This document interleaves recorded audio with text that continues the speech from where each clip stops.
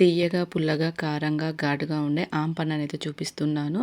ముందుగా అయితే ఒక పచ్చి మామిడికాయనైతే క్లీన్ చేసుకొని, ఒక గ్లాస్ వాటర్ పోసుకొని, కుక్కర్‌లో వేసుకొని 2 విజిల్స్ వచ్చేంత వరకైతే ఉడికించుకోవాలి. అది ఉడికిన తర్వాత తీసేసి ఒక ప్లేట్‌లో ఉంచుకొని చల్లారని పెట్టుకోవాలి. తర్వాత పైనున్న తొక్కను తీసేసి ఒక స్పూన్‌తో అయితే మామిడికాయ గుజ్జును సపరేట్ చేయాలి. ఇలా స్పూన్‌తో అంటే మొత్తం వస్తుంది. దీన్ని తీసుకొని ఒక మిక్సీ గిన్నెలో వేసుకొని, తర్వాత అందులో కొద్దిగా పుదీనా వేసుకోవాలి. 3 టేబుల్ స్పూన్ల షుగర్ వేసుకోవాలి. ఇక్కడ మామిడికాయ అనేది పుల్లగా ఉంటే ఇంకొద్దిగా షుగర్ అనేది యాడ్ చేసుకోవాలి.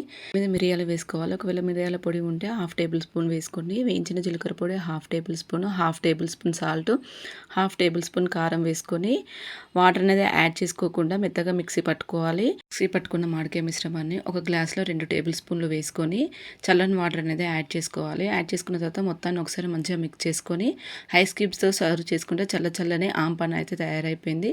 మీకు కనుక నచ్చినట్టయితే సబ్స్క్రైబ్ చేసుకొని లైక్ చేయండి. కామెంట్ సెక్షన్లో కామెంట్ చేయండి. Thank you for watching.